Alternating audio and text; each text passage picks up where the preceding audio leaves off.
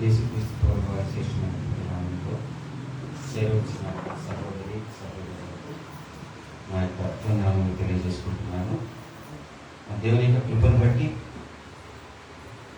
ఈరోజు కూడా తన యొక్క మాటలను మనం అందించడానికి మన జీవిత స్థితిగతుల్ని ఆయన మాటల కొలమానంగా పరిశీలించుకోవడానికి దేవుడు నాకు సమయం సానుకూలం చేసి ఉన్నాడు కనుక శ్రద్ధగా ఆయన మాటలను వినడానికి సిద్ధంగా ఉండాలని నేను ఎక్కువ జ్ఞాపకం చేస్తూ ఉన్నాను.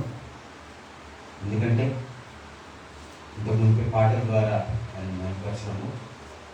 ఆ పాటలో మొట్టమొదటి పాడినటువంటి పాట మొదటి చరణం, మా దేవుడవై మాకిచ్చితివి ఎంతో గొప్ప శుభదినం. అంటే ఈరోజు ఈ ఆదివారము ఎంతో గొప్ప శుభదినము మాత్రమే కాదు, ప్రతిరోజు ఎంతో గొప్ప శుభదినము.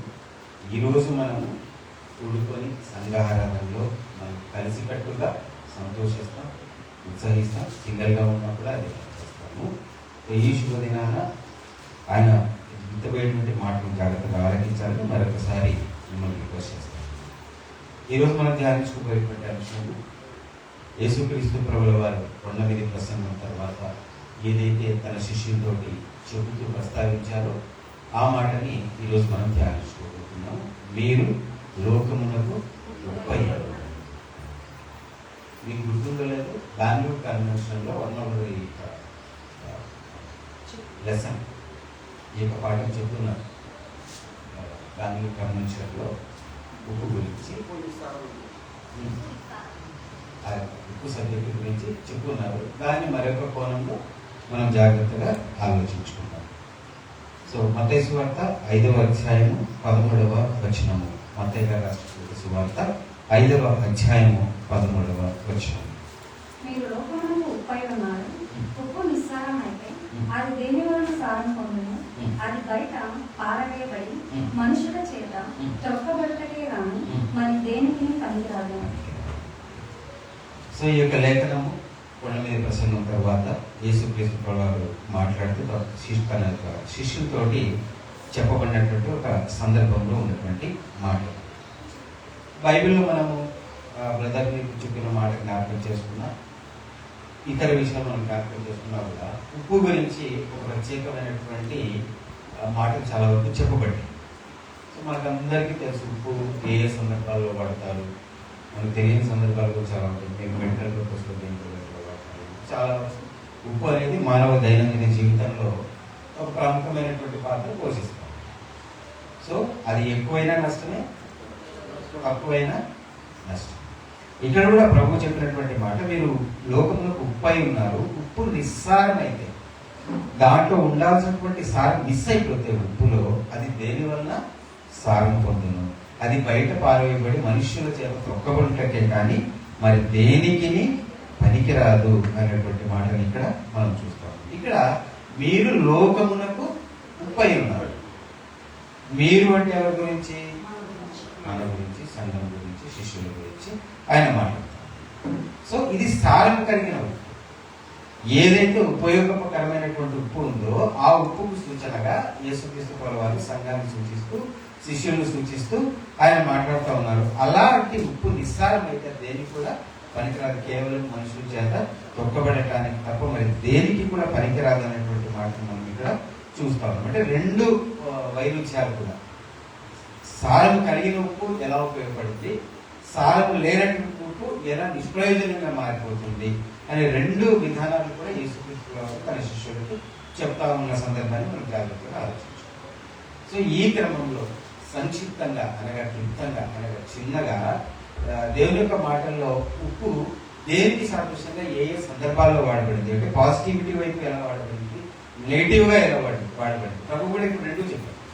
ఉప్పు నిస్సారం అయితే ఏం చేయాలని దాన్ని చెప్పారు, శిష్యులను సారమైన ఉప్పుతో ఆయన పోలుస్తూ మాట్లాడతారు. ఇలా రెండు కోణాల్లో ఎక్కడెక్కడ ఏ సందర్భాల్లో ఉప్పు గురించి ప్రస్తావించబడింది అన్నది మనం జాగ్రత్తగా వాక్యానుసారంగా మనం ఆలోచిస్తూ వెళ్తూ యాజ్ యూజువల్ మనము ఎప్పుడు జ్ఞాపకం చేసే మాటే సంతోషంగా, అతిశయంగా నేను చెప్పే మరొకసారి చెప్పే మాట ఏంటంటే, కొన్ని నాకు తెలిసి గుర్తు అంటే వ్యక్తిగత సంభాషణలోనూ ఇలా సామూహికంగా మాట్లాడుతున్నప్పుడు కూడా ఒక్క మాట నేను ప్రస్తావించేది ఏమిటంటే, బైబిల్లో అది ఆరోగ్యకరమైన సరైన జర్నీ అయితే, బైబిల్లో సరిగా ప్రయాణం చేస్తే అడ్డదిడ్డంగా పోకుండా నాకు కావాల్సిన డెస్టినీకి నేను చేరాలి, నాకు కావాల్సిన ఒక సారి నేను తీసుకోవాలి అన్న రీతిలో పోకుండా సమతుల్యంగా వాక్యం టు వాక్యం అనుసంధానించుకుంటూ కరెక్ట్గా ప్రయాణం చేస్తే ముగింపు చేయలేదు దేవుని ప్రేమే. అల్టిమేట్ ఎట్లా మనము ఎటు నుంచి ఎటు ప్రయాణం చేస్తే సరైన ప్రయాణం అయితే ముగింపు. సో ఈరోజు కూడా ఈ ఉప్పు అనే అంశం కూడా ప్రేమ దగ్గరికి మనల్ని తీసుకెళ్ళగలుగుతాం. అది ఎలా అన్నది మనం జాగ్రత్తగా ఆలోచించుకుంటూ ముందుకెళ్దాం. ముందుగా ఉప్పు గురించి మాట్లాడిన మాటలను కోట్ చేసుకుంటూ వెళ్దాము. కొలస్సీలకు రాసినటువంటి పత్రిక 4వ అధ్యాయము 6వ వచనము. కొలస్సీలకు రాసినటువంటి పత్రిక 4వ అధ్యాయము 6వ వచనం. ప్రతి మనుషునికి ఎలాగ ప్రత్యుత్తరం ఇవ్వవలెనో అది నీకు తెలుసుకొనుటకై నీ సంభాషణ ఉప్పు వేసినట్లు ఎల్లప్పుడూ రుచిగలదిగాను కృపా సహితముగాను ఉండనీయుడి. ప్రతి మనుష్యునికి పాయింట్ బై పాయింట్ మనం జాగ్రత్త.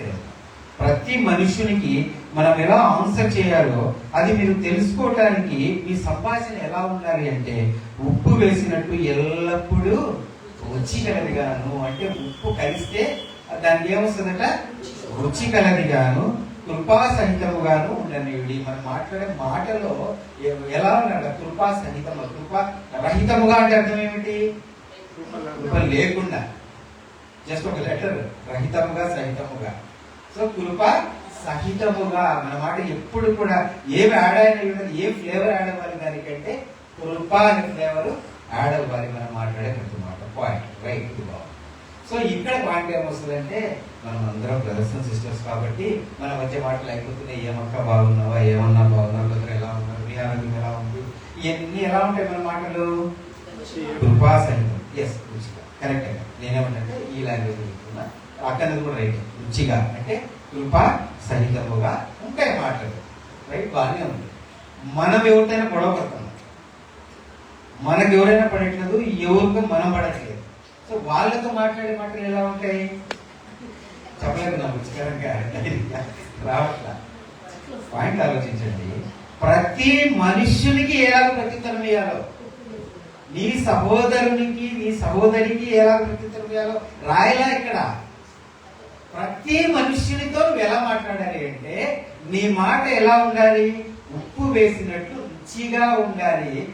ఈ సంఘంలో నీ సహోదరి చేత వాళ్ళతో మాట్లాడేటప్పుడు మాత్రమే కాదు, నీ రక్త సంబంధికుల చేత వాళ్ళతో మాట్లాడుతున్నప్పుడు మాత్రమే కాదు, ప్రతి మనుష్యునితో, వాళ్ళలో నాతో గొడవ పడిన వాళ్ళు కూడా ఉండొచ్చు, నేను గొడవ పడిన వాళ్ళు కూడా ఉండొచ్చు, కానీ ప్రతి మనుషులతో మన మాట కృపా సహితంగా రుచిగా ఉండాలి అని చెప్పేసి ఇక్కడ మనం ఆజ్ఞాపించబడతాం. ఉప్పు యొక్క ఒక సార్థకత, ఒక ఉపయోగము దేన్ని సంబోధిస్తూ మాట్లాడుతున్నారో మనం అర్థం చేసుకోవాలి. ఇంగ్లీష్ లో ఇక్కడ కృపా సహితంగా అంటే చాలా బాగుంటుంది. Let your speech always be with grace. Let your speech always, ఎల్లప్పుడూ. ఆదివారం మనం తలుచుకున్నప్పుడే కాదు. నేను ప్రతిసారి మీకు కోర్టు మీకు ఏమైనా కోపం రావచ్చు, ఏదో ప్రతిసారి ఆదివారం నా భయం అన్నమాట. అంటే చెప్తూనే ఇక్కడే తీసుకుంటారని భయంతో నేను చెప్తాను తప్పిస్తే వేరే వ్యక్తిగతమైన ఇంటెన్షన్ ఏమి లేదు. కోట్ చేయడానికి అంటే పదే హెచ్చరించడానికి ప్రేరేపించబడతాను.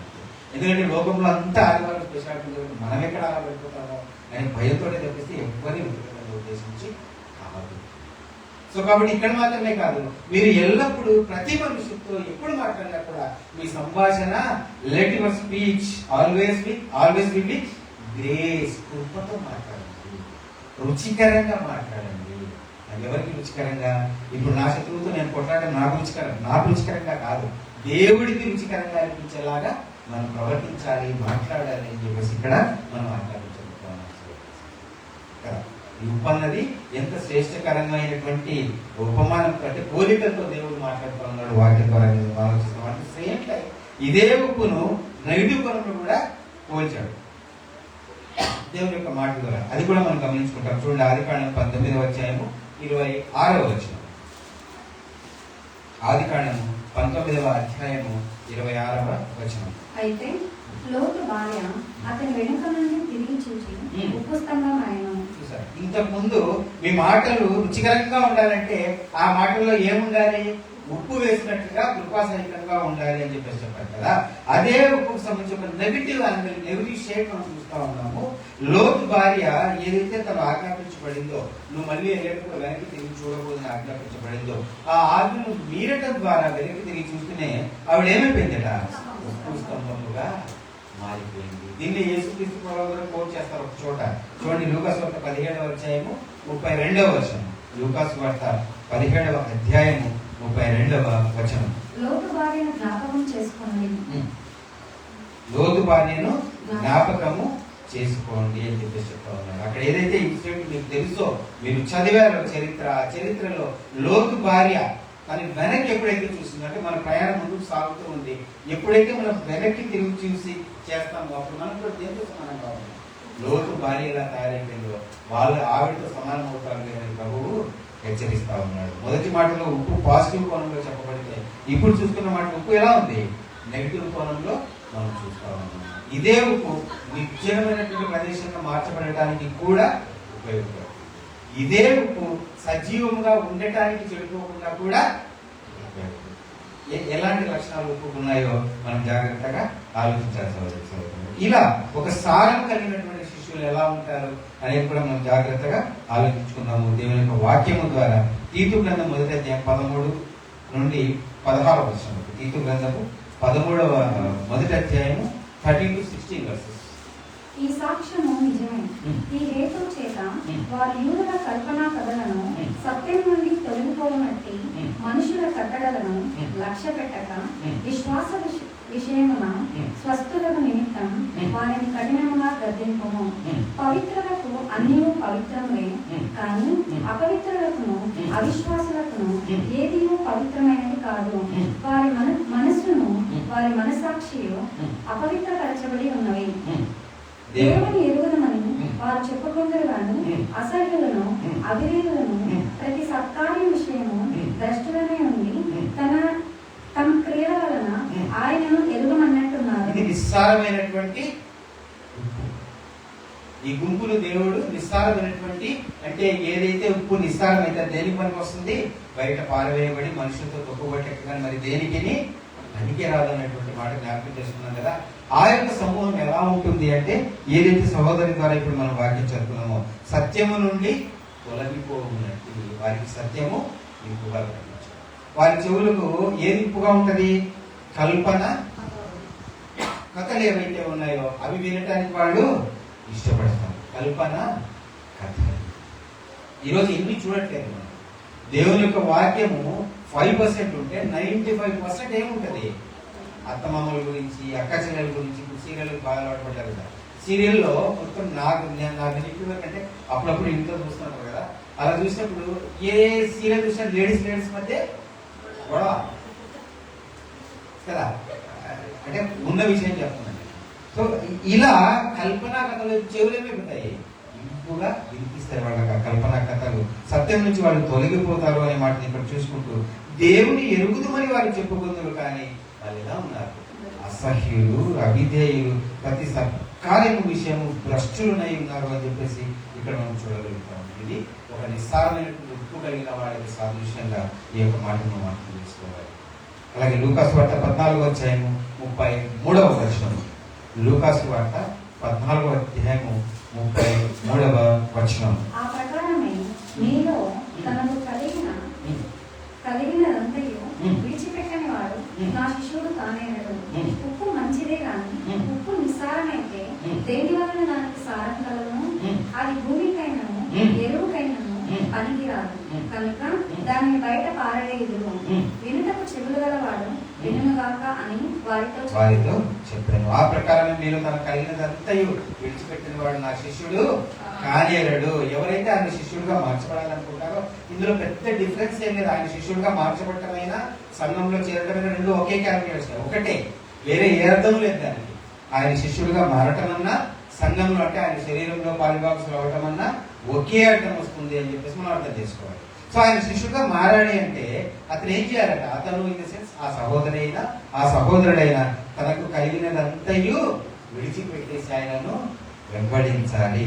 ఉప్పు ఉప్పు మంచిదే గాని అంటే ఈ వెంటనే చెప్తున్నాడు ఆయన ఏమని, తన కలిగినంత విడిచిపెట్టాలని అని చెప్తూ వెంటనే నెక్స్ట్ వర్స్ ఇమ్మీడియట్ గా ఆయన ఏమంటా ఉన్నాడు, ఉప్పు మంచిదే గాని ఉప్పు నిస్సారమైతే దేని వల్ల దానికి సారము కలుగును. ఉప్పు మంచిదే అంటే ఫర్ ఎగ్జాంపుల్ ఏదైతే మనం అందరం కూడా మంచి క్రియలు చేస్తా ఉన్నామో అంత బాగానే ఉన్నాము, కానీ ఎప్పుడైతే ఆయనను వెంబడించే గుణం లేదో అప్పుడు ఏమైపోయింది, ఉప్పు నిస్సారంగా మారిపోయింది. అది దేని వల్ల సారం కలుగును, దేని వల్ల కూడా సారం కలగడానికి అవకాశం లేదు. అది దేనికి పనికిరాదంటే భూమికైనను ఎరువుకైనను పనికిరాదు. కాబట్టి దాన్ని ఏం చేసేస్తారు, చెవులు కలిగిన వాడు మాట్లాడుతున్నారు దేని యొక్క వాక్యం. సో ఈ సమస్తాన్ని విడిచినటువంటి శిష్యులు ఏమంటా ఉన్నాడు ఆయన అక్కడ ఏమన్నాడు, మీరు లోకములకు ఉప్పై ఉన్నారు.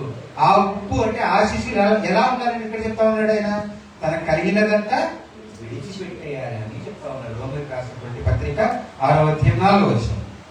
రోమిలకు రాసినటువంటి పత్రిక 6వ అధ్యాయము 4వ వచనం. కాబట్టి తండ్రి మహిమ వలన క్రీస్తు మృతులలో నుండి ఎలాగో లేపబడెనో అలాగే మనమును నూతన జీవం పొందిన వారమై నడుచుకున్నట్లు మనం బాప్తిస్మం వలన మరణంలో పాల్గొనుటకై ఆయనతో కూడా పాతిపెట్టబడింది. ఆయనతో కూడా ఏదైతే మనకున్నదంతా విడిచిపెట్టేస్తామో, మనకున్నదంతా విడిచిపెట్టేయటం అంటే మీకు అర్థమైందని నేను అనుకుంటా. అంటే మన ఈ లోక సంబంధమైన ఆశలు కానీ ఈ లోక సంబంధమైన కోరికలు కానీ ఏవైతే ఉన్నాయో వాటన్నిటి విడిచిపెట్టి ఎప్పుడైతే ఆయన మీద మనం ఫోకస్ చేస్తామో దానికే సాదృశ్యంగా ఇక్కడ పౌలు గారి రోమిలకు రాసిన పత్రిక 6వ అధ్యాయం 4వ వచనంలో మనం చూడగలుగుతా ఉన్నాము.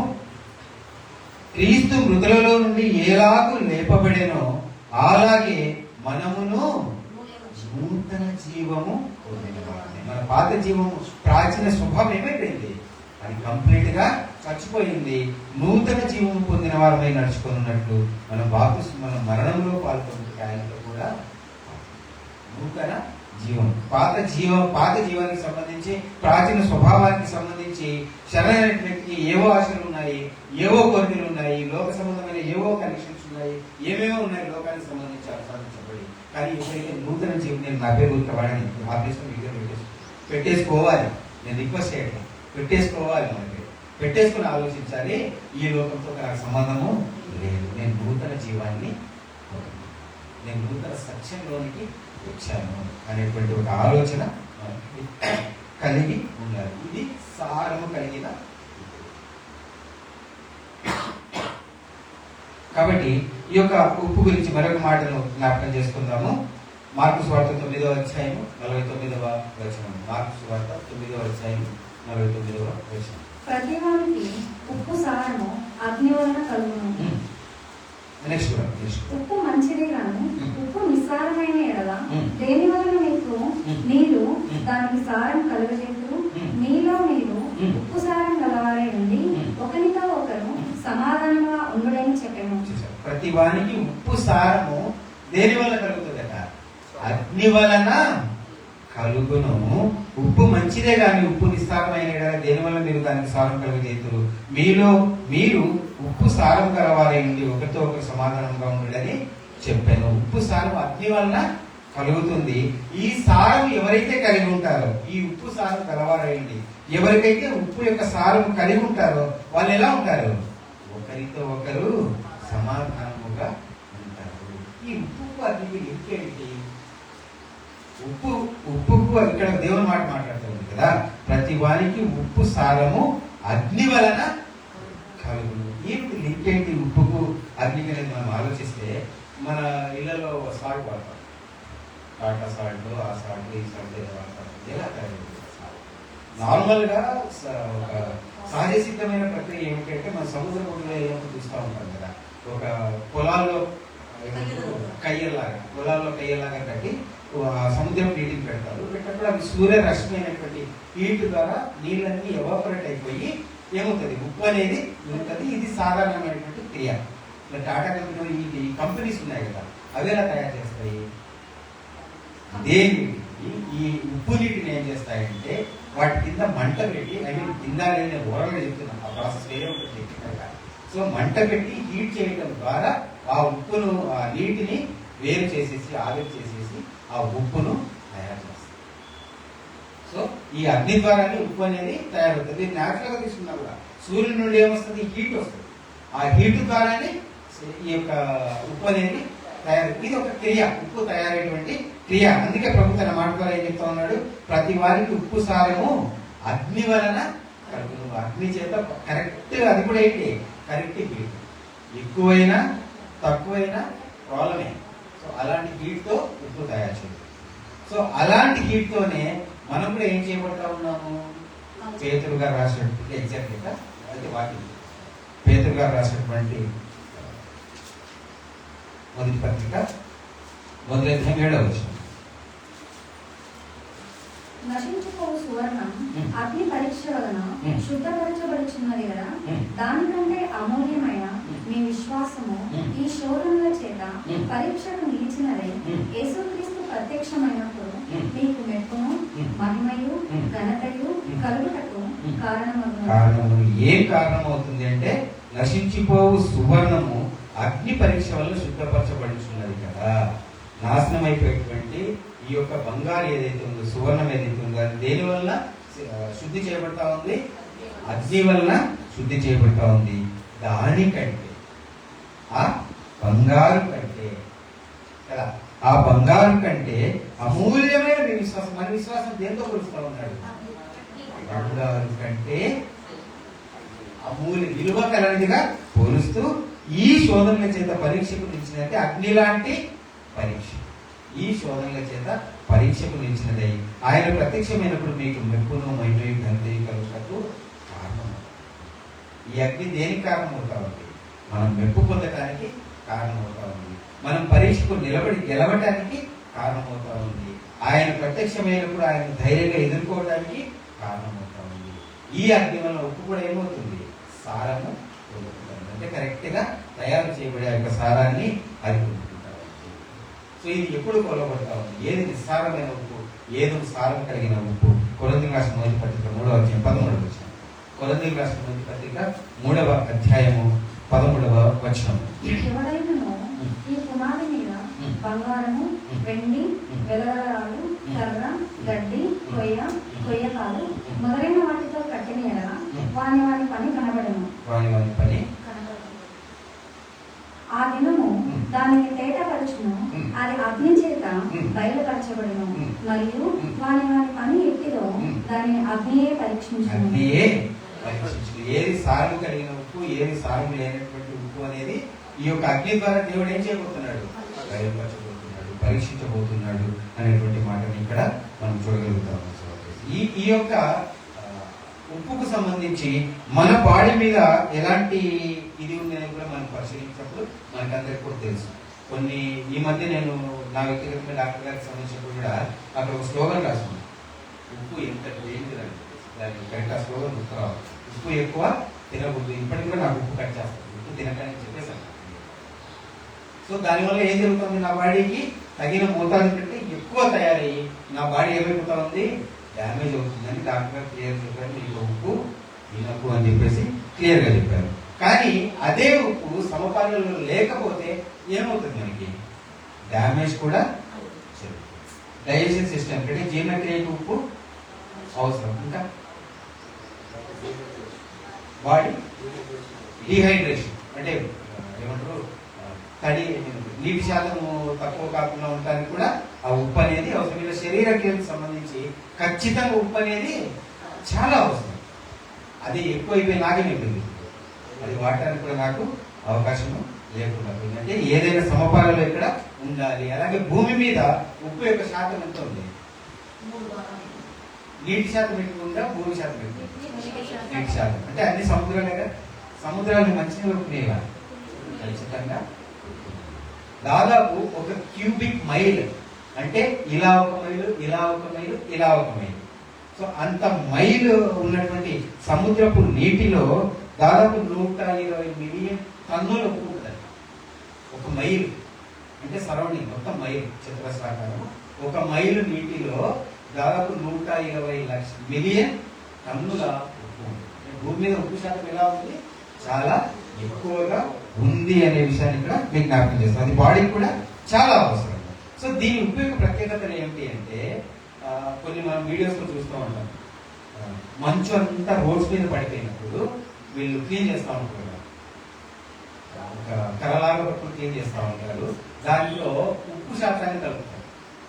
కారణం ఏంటంటే గడ్డ కట్టిన మంచుని తొందరగా కలగబెట్టేటువంటి ఒక నేచర్ ఉప్పుకి ఉంది అన్నమాట. సైంటిఫిక్ గా కూడా మనం చూసుకుంటాం. అలాగే ఉప్పుకున్న మరొక ముఖ్యమైన నేచర్ అందరికీ తెలిసింది ఏమిటంటే వంటలు ఉప్పు ఎలా ఉంటుంది. వంటలో ఉప్పు వేస్తేనే మంచి టేస్టీగా ఉంటుంది. యోగ గ్రంథం 6వ అధ్యాయము 6వ వచనం. యోగ గ్రంథము 6వ అధ్యాయము 6వ వచనం. ఉప్పు లేక ఎవరైనా రుచి లేని దాన్ని తిందురా, గుడ్డులోని తెలుగులో రుచి కలదా.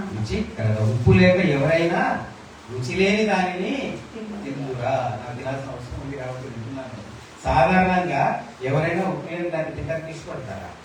ఆయన తిరిగి అక్కడే చెప్తున్నాడు, ఉప్పు లేకపోతే ఎలా ఉంటుందట. ఉప్పు లేక ఎవరైనా రుచి లేని దానిని, ఉప్పు లేకపోతే అది రుచి ఉండదు, రుచి లేకపోతే ఎవరు తినరు అనేటువంటి విషయాన్ని ఇక్కడ మనం చూసినట్టు శారీరకంగా మనం బలం పొందుకోవడానికి తినే ఆహారంలో కూడా ఉప్పు తగినంతగా అవసరము అనే మాటని ఇక్కడ మనం చూడగలుగుతాం. అలాగే మన ఆత్మ సంబంధమైన శరీర సంబంధించిన ఆహారం ఏదైతే మనం ఇప్పుడు తింటా ఉన్నామో అంటే ఏంటి, దేవుని యొక్క వాక్యం తింటా ఉన్నాము. అది కూడా ఎలా ఉంది, నీ బాడీకి ఇంటర్నల్ బాడీ ఏదైతే ఉందో, అంతరంగ పురుషుడు ఎవరైతే ఉన్నారో, అంతరంగ శరీరం ఏదైతే ఉందో దానికి కూడా తగినంత ఉప్పుని ఆయన ఏం చేశాడు, బైబిల్ వాక్యం ద్వారా మనకి అందజేస్తాడు. అదే ఉప్పు యొక్క సారం. మనం ఫస్ట్ వాక్యం చూస్తున్నాం కదా, మీరు ఎవరికైనా ప్రత్యుత్తరం ఇవ్వాలి, మాట్లాడాలంటే ఎలా మాట్లాడాలి, మన మాట ఎలా ఉండాలి, ఉప్పు వేసినట్లు రుచికరంగా ఉండాలి, కృపా సహితముగా ఉండాలి. కృప అంటేనే దేవుని వాక్యం.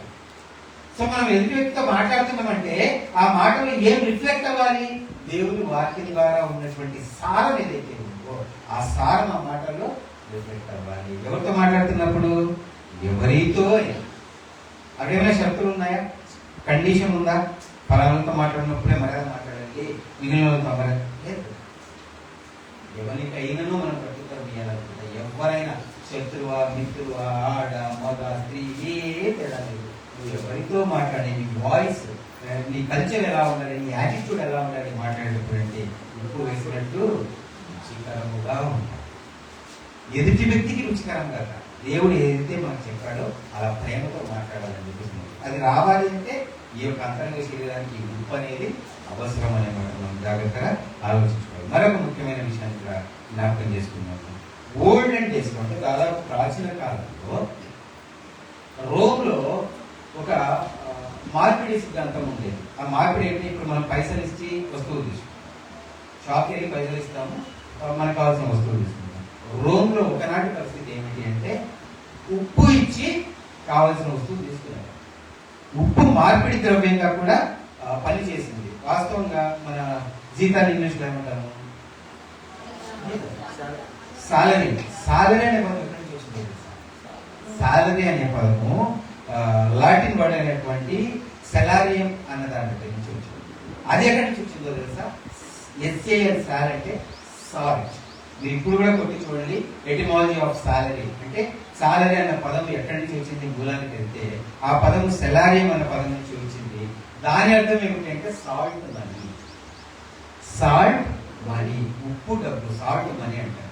ఎందుకు ఆ పదం వచ్చిందంటే రోమ్ లో ఏదైనా వస్తువులు కొనాలి, ఆ క్రయ విక్రయం చేయాలంటే ఈ ఉప్పును మార్పిడి ద్రవ్యంగా కూడా వాడారు అన్నది చరిత్రలో చెప్పబడినటువంటి ఒక సత్యం. సాలరీ అనే పదం కూడా దాని నుండే జనరేట్ ఇవాళ మనం తీసుకుంటున్నాం. మూల కారణం ఏంటి, అది మార్పిడి ద్రవ్యంగా. ఇప్పుడు కూడా ఏం చేస్తాము, మన పనిని ఏం చేస్తాం, మార్పిడి చేస్తాం. మన ఓనర్కి, మన ఆర్గనైజేషన్ ఏదైతే ఉందో వాళ్ళకి మన శ్రమను ఏం చేస్తాము అక్కడ పెడతాము. దానికి మార్పిడిగా ఆయన ఏం చేస్తాం, మనకి సాలరీ ఇస్తాం. సెలారియం అనేటువంటి వర్డ్ నుంచి అది వచ్చింది. సెలారియం అనే వర్డ్ సాల్ట్ మనీ అనే దగ్గర నుంచి వచ్చింది. ఈ సాల్ట్ మనీ ఏంటంటే రోమన్ చరిత్రలో ఇది మార్పిడి ద్రవ్యంగా కూడా వాడబడింది ఉప్పు అనే విషయాన్ని ఇక్కడ మనం అర్థం చేసుకుంటాం. అలాగే ఉప్పుకు సంబంధించి ఒక విశ్వసనీయతను సూచిస్తూ కూడా మాట్లాడతారు. సాధారణంగా నేను చెప్తే మీకు గుర్తొస్తుంది, నేను చెప్పని ఏమైనా ట్రై చేస్తాను. విశ్వసనీయత గుర్తుగా మాట్లాడతాను. వ్యవహారిక భాష బాగా వచ్చి కాబట్టి చెప్పేశాడు. ఏమని, నీ ఉప్పు దిగి బతుకుతున్నాము అన్నట్టుగా. రైట్, అదే వాడు బైబిల్ చూద్దాం. చూడండి ఒకసారి. ఎజ్రా గ్రంథం 4వ అధ్యాయం 14వ వచనం. ఎజ్రా గ్రంథము 4వ అధ్యాయము 14వ వచనం. మేము రాజు యొక్క ఉప్పు తిన్నవారము కనుక రాజునకు నష్టం రాకుండా మేము చూడవలనని ఈ ఉత్తరాన్ని పంపి రాజు అయిన తమకు ఈ సంగతి తెలియజేస్తుంది. చూసారా, మనం వాడే వ్యవహారిక భాష బైబిల్లో చూస్తా ఉన్నాము. మేము రాజు యొక్క ఉప్పు తిన్నవారు అంటే ఉప్పే తిన్నారా కాదు కదా, విశ్వసనీయత, రాజు పట్ల ఉన్న విధేయత, ఆ విధేయతను సూచిస్తూ కూడా ఇక్కడ ఉప్పు అనే పదం మనం చూస్తా ఉన్నాం. ఆయన అంటా ఉన్నాడు, మేము రాజు యొక్క ఉప్పు తిన్నాం కనుక రాజులకు నష్టము రాకుండా మేము చూడవల్లని యుద్ధమును పంపి రాజు అనే ఈ సంగతి తెలియజేస్తుంది. అంటే ఆయన తిని మేము తిన్నాం కనుక ఆయన నష్టం కాకుండా మేము చూసుకోవాలి అనేటువంటి విషయాన్ని ఇక్కడ ఎజ్రా గారి ద్వారా మనం చూడగలుగుతాం. అంటే ఉప్పు దేనికి సాదృశ్యంగా కూడా ఇక్కడ చెప్పబడింది, ఒక విశ్వసనీయత, విధేయతకు సాదృశ్యంగా కూడా చూపిస్తుంది. అలాగే ఉప్పు అనేది క్లీన్ చేయడానికి కూడా వాడు ఇంట్లో చేపలు తెచ్చుకుంటాం, ఎందుకు క్లీన్ చేస్తాం, ఉప్పుతోటి క్లీన్ చేస్తాం. సో ఈ ఉప్పు అనేది ఒక క్లీనింగ్ ఏజెంట్ గా కూడా పని చేస్తుంది అనే మాటని అది కూడా మనం బైబిల్ ద్వారా చూద్దాం. యెహెజ్కేలు గ్రంథం 16వ అధ్యాయం 4వ వచనం. యెహెజ్కేలు గ్రంథము 16వ అధ్యాయము 4వ వచనం. నీ జనములను చూడగా నీవు పుట్టినవాడు, నీ నామాది సూత్రము కోయబడలేదు, శుభ్రమవులతో నీవు నీళ్ళతో కడగబడను లేదు, వారు నీకు ఉప్పు రాయకపోయి బట్ట చుట్టకపోయి. యెరూషలేము గురించి మాట్లాడుతూ ఇక్కడ నీ జనన విధము చూడగా నీవు పుట్టినాడు నీ నాభి సూత్రము కోయబడలేదు. మనం కొట్టుకు వస్తామంటాం కదా, నీ నాభి సూత్రం కోయబడలేదు, శుభ్రమవుటకు నీవు నీళ్లతో కడుగుబడను లేదు, వారు నీకు ఉప్పు రాయకపోయి బట్ట చుట్టక పోయి. పుడుతూనే ఒకనొక ఆచారం ఉండేది, బట్ అది మెడికల్ గా కరెక్ట్ కాదు. ఇది మెడికల్ గా కరెక్ట్ కాదు. ఇది సర్చ్ చేసిన తర్వాత నేను చెప్తాను. నేను ఈ ఉప్పు పుట్టిన వెంటనే ఒక ఆచారం పాతకాలంలో ఏమిటంటే ఉప్పుతోటి ఆ శరీరాన్ని శుభ్రం చేసేవాడు. ఇది నిజంగా నిజం. సో ఆయన అంటా ఉన్నాడు, నువ్వు పుట్టినప్పుడు ఆ ఉప్పు రాయకపోయేది అనేటువంటి మాట ఇక్కడ చూస్తాం. అంటే ఒక క్లీనింగ్ ఏజెంట్ గా కూడా ఈ ఉప్పు అనేది పనిచేస్తుంది అనే మాట ఇక్కడ చూస్తాను. కొన్ని కోణాలు ఇప్పుడు చూస్తున్నాం కదా. ఇప్పుడు ఉప్పు అనేది నెగిటివ్ కోణంలో, అంటే ఒక వినాశనానికి ప్రతీకగా, ఒక నాశనానికి గుర్తుగా కూడా బైబిల్లో రాయబడిన సందర్భాన్ని మనం చూడగలము. అలా చేసిన సందర్భాన్ని కూడా మనం చూడగలము.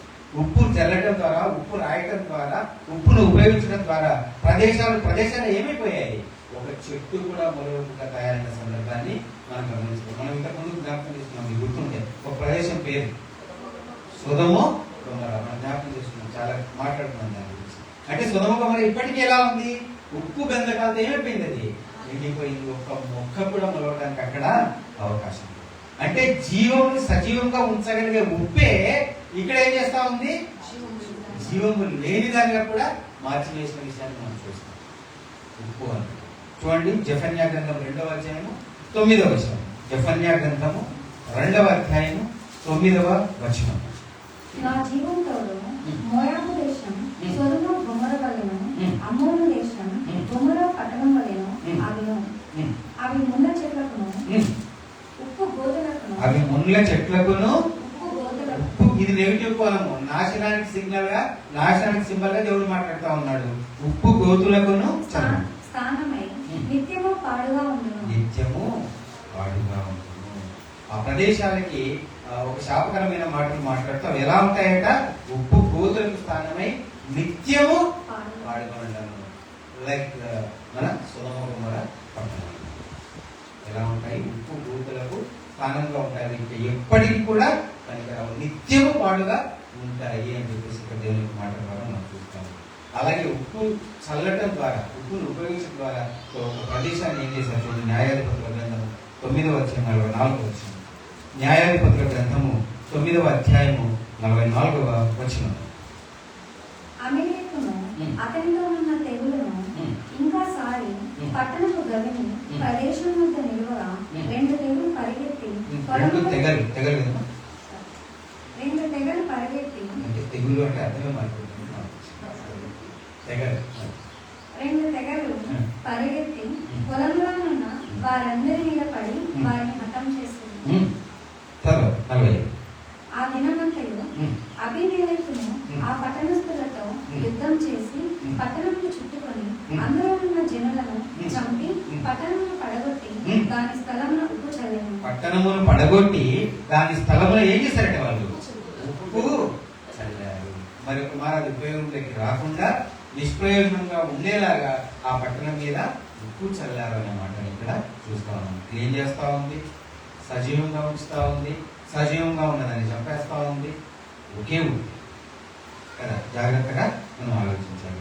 అలాగే ఈ యొక్క ఎవరైతే దేవుని వ్యతిరేకులు ఉన్నారంటే ఎవరైతే ఆయన వ్యతిరేక వర్గం ఉందో లేదా ఎవరైతే అవిశ్వాసులు ఉన్నారో అంటే ఆయన సత్యం తెలిసి ఎవరైతే ప్రవర్తిస్తారో వాళ్ళకి సంబంధించిన తీర్పులకు సంబంధించి కూడా ఈ ఉప్పు అనేటువంటి ఒక వ్యాఖ్యానాన్ని మనం చూస్తాము. యెహెజ్కేలు గ్రంథం 47వ అధ్యాయం 11వ వచనం. యెహెజ్కేలు గ్రంథము 47వ అధ్యాయము 11వ వచనం.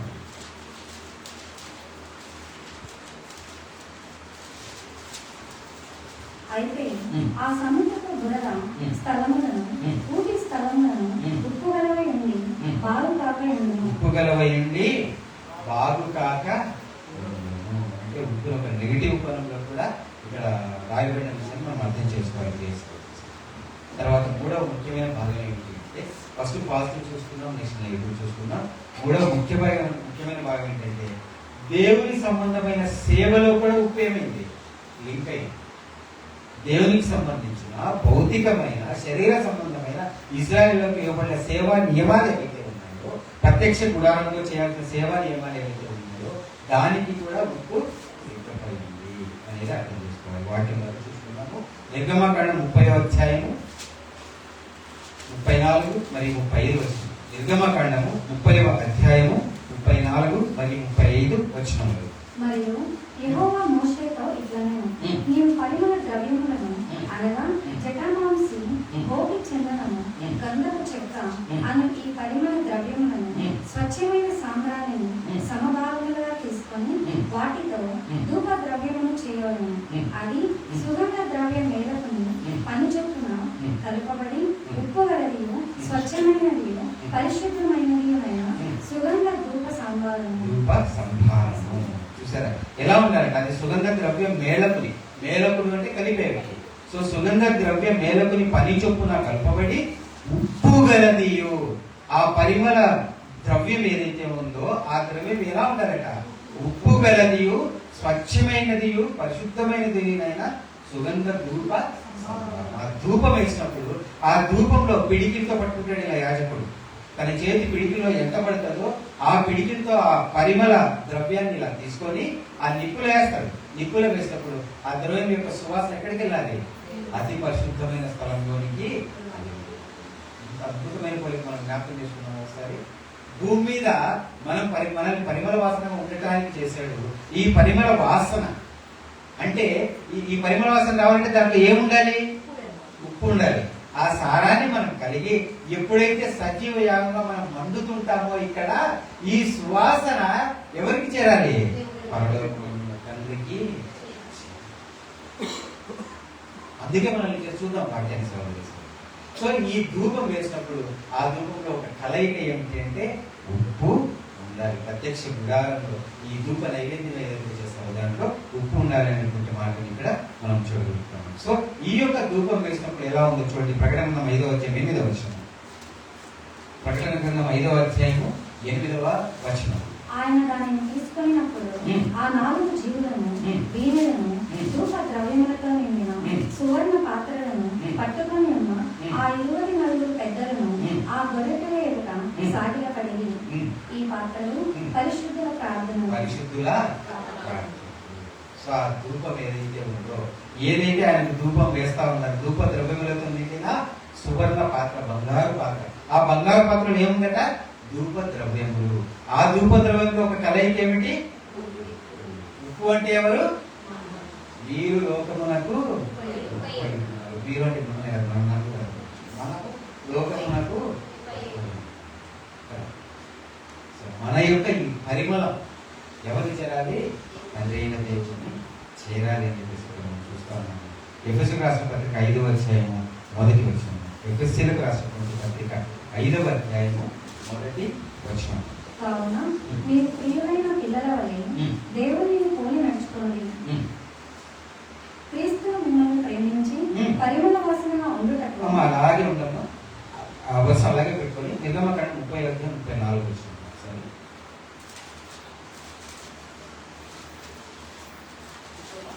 నిర్గమకాండం 30:34 కదా, 34. మరియు యెహోవా మోషేతో ఇట్లనెను, నీవు పరిమళ ద్రవ్యములను అనగా జటామాంసి, గోపి చందనము, గంధపు చెక్క అను ఈ పరిమళ ఆ వర్డ్ కోసం నేను చూపించామండి. పరిమళ ద్రవ్యం. ఇప్పుడు ఎఫెసీయులకు రాసిన పత్రిక 5:10. కావున మీరు ప్రియమైన పిల్లల వలె దేవుని పోలి నడుచుకొనుడి. క్రీస్తు మిమ్మల్ని ప్రేమించి పరిమళ వాసన. జాగ్రత్తగా అక్కడ ప్రత్యక్ష గుడారంలో ఒక ఫిజికల్ గా ఉన్నటువంటి ఆ ప్రత్యక్ష గుడారంలో సేవ నిమిత్తము ఉప్పు యొక్క ప్రత్యక్షత గురించి, ఉప్పు యొక్క ఆ కలయిక గురించి దేవుడు చాలా క్లియర్ గా మాట్లాడాడు ఆ ధూప వేగంలో. అది పరిమళ వాసన రప్పించాలి కదా.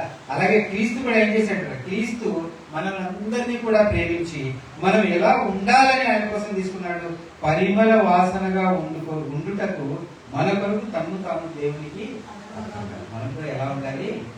ప్రత్యక్ష గుడారంలో పరిమళ వాసనగా ఉండటానికి ఎలా ప్రిపరేషన్ జరిగిందో, ఆ మేలకుడు ఎలా కలిపాడో అన్ని మనం కూడా పరిమళ వాసనగా ఉండటానికి క్రీస్తు ఏం చేశాడట? మనల్ని ఏర్పరచుకున్నాడు, దేవుని కోసం ప్రతిష్ఠించుకున్నాడు అనేటువంటి మాట ఉప్పు యొక్క ప్రత్యేకత గురించి మనం అలాగే ఆయన ఆజ్ఞాపిస్తా ఉన్నాడు. వాళ్ళకి సంబంధించి ప్రతి దేవునికి అర్పించే ప్రతి నైవేద్యంలో కూడా ఏముండాలట? చూడండి ఒకసారి లేవియాకాండం 2:13. నీవు అర్పించే ప్రతి నైవేద్యమునకు ఉప్పు చేర్చవలెను. నీ దేవుని నిబంధన యొక్క ఉప్పు నీ నైవేద్యం మీద ఉండవలెను. నీ అర్పణలన్నిటితోనూ ఉప్పు అర్పింపవలెను. జాగ్రత్తగా, ఇది ఫిజికల్ ఉప్పు గురించి కాదు, నాకు అందరికీ అర్థమవుతుంది, బట్ చెప్పాలని చెప్తున్నాను. ఇది కేవలం తెల్లగా కనిపించే ఉప్పు గురించి ఆయన మాట్లాడలేదు. అక్కడ మాట్లాడుతున్నాడు వాళ్ళతోటి. నువ్వు అర్పించే ప్రతి నైవేద్యము దేంతో కలగలిగి ఉండాలి? ఉప్పు చేర్చాలి. దాంట్లో దేవుని నిబంధన యొక్క ఉప్పు నీ నైవేద్యం మీద ఉండవలేను. నీ అర్పణలన్నిటితోనూ నువ్వేం చేయాలి? ఉప్పు అర్పించాలి అని అక్కడ చెప్తా ఉన్నాడు. ఇవాళ మనమేమవుతున్నాము? మనం అర్పణ అర్పిస్తున్నామా? మనమే అర్పణగా ఉన్నామా? అర్పణలు అర్పిస్తున్నాం. వాళ్ళ అర్పణ కాలే, మన కేటగిరీగా వాళ్ళ అర్పణ కాలేక చాలా మంది ఏం చేస్తారు? అర్పణలు అర్పిస్తూ ఉంటారు. కానీ మనమేనే అర్పణము, నేనే. మరి ఈ అర్పణలో ఏముండాలి? ఈ లెక్క ప్రకారము ప్రతి నైవేద్యంలో ఉప్పు ఉండాలి, అది సారం కలిగి ఉండాలి, అది దేవుని మాట అయి ఉండాలి. సో ఈ అర్పించబడినటువంటి నైవేద్యంలో, ఈ అర్పించబడినటువంటి ధూపంలో, ఈ అర్పించబడిన పరిమళ వాసన వచ్చేటువంటి ధూపంలో ఉప్పు ఖచ్చితంగా ఉంటేనే అది దేవుడికి ఆమోదయోగ్యంగా ఉంటుందనే మాటను మనం జాగ్రత్తగా అర్థం చేసుకోవాలి. అలాగే ఆయన నిబంధనను ఉప్పు నిబంధన అని కూడా అన్నాడు. ఉప్పు యొక్క ప్రత్యేకత ఇంత ప్రాముఖ్యత ఇప్పటికి అర్థమైపోయింది. ప్రతి నైవేద్యంలో ఉప్పు ఉండాలంటే మనము కూడా నైవేద్యంగా ఉన్నాము, మనం కూడా అర్పణగా ఉన్నాము. సో మనలో కూడా ఉప్పు ఉండాలనే మాట ఇక్కడికి అర్థమైపోయింది. దాని యొక్క అంటే వేరే లెవెల్లో ఆయన మాట్లాడుతూ ఉన్నాడు. దాని యొక్క సీరియస్నెస్ మనకు చూపిస్తా ఉన్నాడు. సంఖ్యాకాండం 18:19. ఆకాశం దగ్గర సంఖ్యాకాండం 18:19. ఇశ్రాయేలు యెహోవాకు ప్రతిష్ఠించి పరిశుద్ధమైన ప్రతిష్ఠ అర్పణలన్నిటినీ నేను నీకును నీ కుమారులకును నీ కుమార్తెలకును నిత్యమైన కట్టడను బట్టి ఇచ్చితిని. అది నీకును నీతో పాటు నీ సంతతికి యెహోవా సన్నిధిని నిత్యమైన స్థిరమైన నిబంధన అనేటువంటి మాట ఇక్కడ ఏదైతే మనం చదువుకున్నామో తెలుగులో, ఇప్పుడు సహోదరుడు Akash king James version, English version చదువుతాడు. All the heavy offerings are holy things.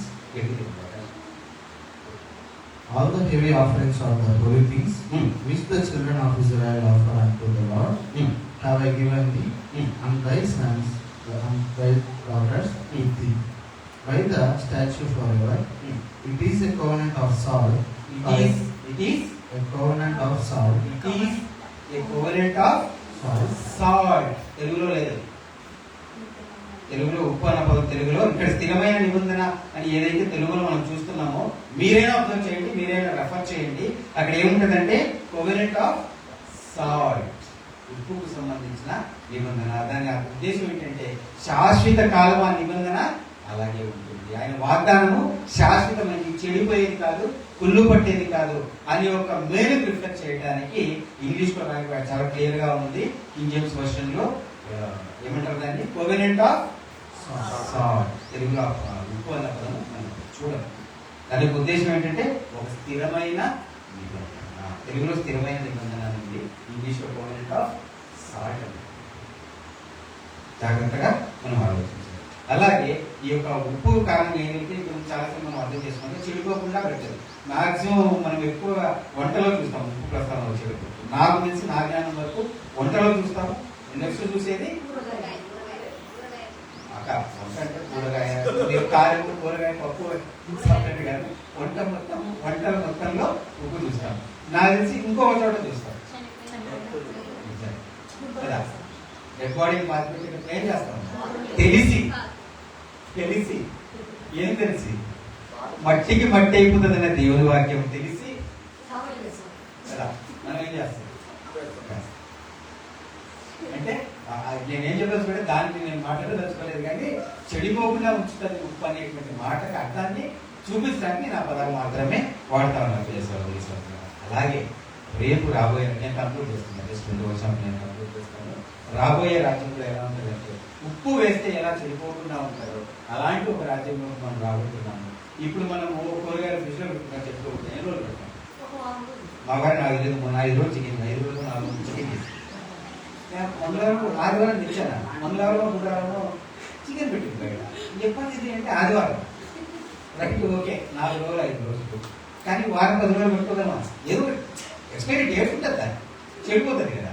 కానీ దేవుడు వేస్తే ఉప్పు ఎలా ఉంటుందండి చూడండి ఒకసారి. యెషయా గ్రంథం 30వ అధ్యాయము 23-24. యెషయా గ్రంథం 30వ అధ్యాయము 23-24. నీవు నీ భూమిలో విత్తుటకు నీ గింజలకు కావలసిన వాన ఆయన కురిపించును. భూమి రాబడిన ఆహార ద్రవ్యం ఇచ్చును. అది విస్తార సార రసములు కలదై ఉండును.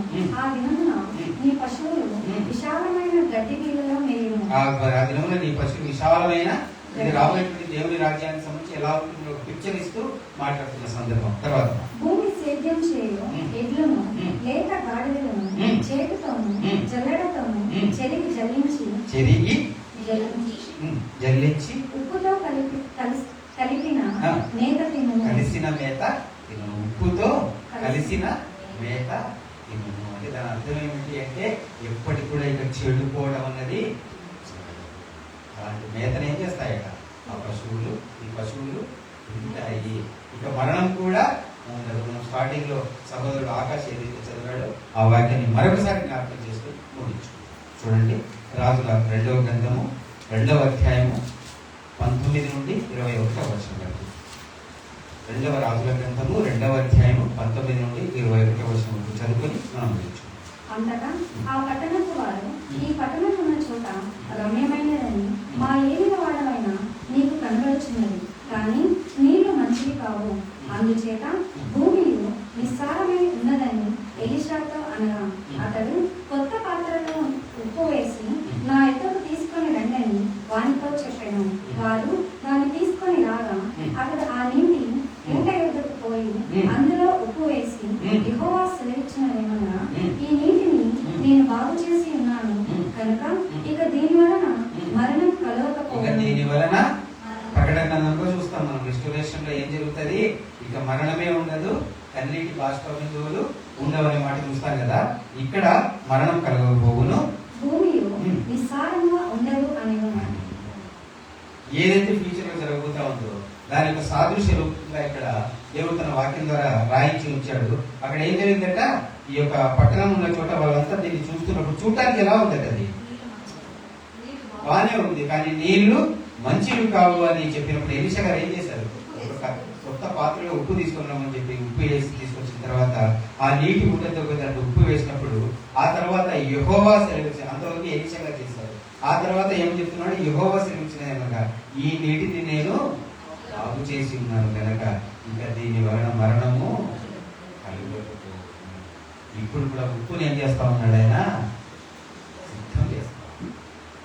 మీరు లోకమునకు ఉప్పు అయి ఉన్నారు. ఉప్పుని ఏం చేస్తున్నాడు ఆయన, సిద్ధం చేస్తా ఉన్నాడు. దేనికోసం సిద్ధం చేస్తున్నాం అంటే రాబోయేటువంటి రాజ్యము ఏమాత్రం కూడా చెడు అన్నది లేకుండా, చెడిపోవడం అన్నది లేకుండా, మరణం అన్నది. మరణం ఎందుకు వచ్చింది, ఇది చెడిపోతుంది కాదు, బాడీ ఏమైపోతుంది, మెల్లిమెల్లిగా చెడిపోతుంది. కాబట్టి మరణం అనేది వచ్చింది. సో ఇకపైన ఈ ఉప్పు, ఏ ఉప్పు మనం ఓకే అడిగిన 3-4 సమాలు రావచ్చుగా. బట్ ఈ ఉప్పు అనేది ఏం పెడుతున్నానంటే సంఘము. ఆయన ఏదైతే ఉప్పును సిద్ధం చేస్తున్నాడో, ఎందుకు సిద్ధం చేసినట్టే ఈ ఉప్పు ద్వారా అక్కడ ఎలిషా ఏం చేశాడు, ఉప్పు ద్వారా మరణం ఇక రానటువంటి నీటిని తీసుకొచ్చాడు కదా. ఈ ఉప్పు ద్వారా దేవుడు ఏం చేయబోతున్నాడంటే ఎలాంటి మరణం లేనటువంటి ఇదే భూమి మీద మనం అందరినీ కూడా పునఃప్రవేశం చేయబోతున్నాడు.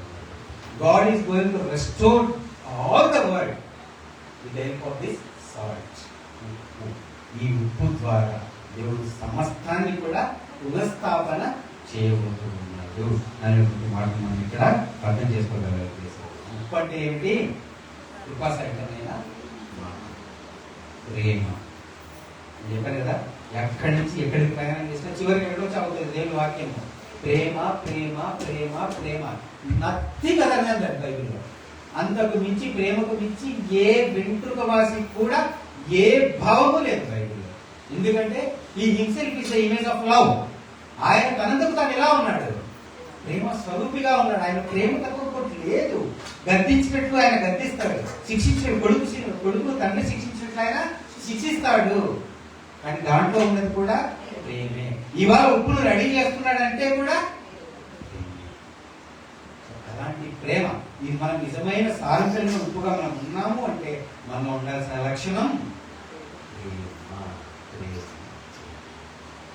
కదా. ఇంతకుముందు రాసుకున్న నాకు సౌలును పౌలుగా మార్చిన నా గొప్ప నాథుడా, తర్వాత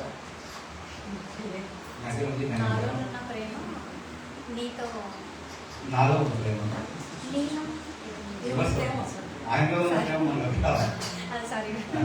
సౌలును పౌలుగా మార్చిన నా గొప్ప నాథుడా, నీలో ప్రేమ నాలో నింపి నీలా నన్ను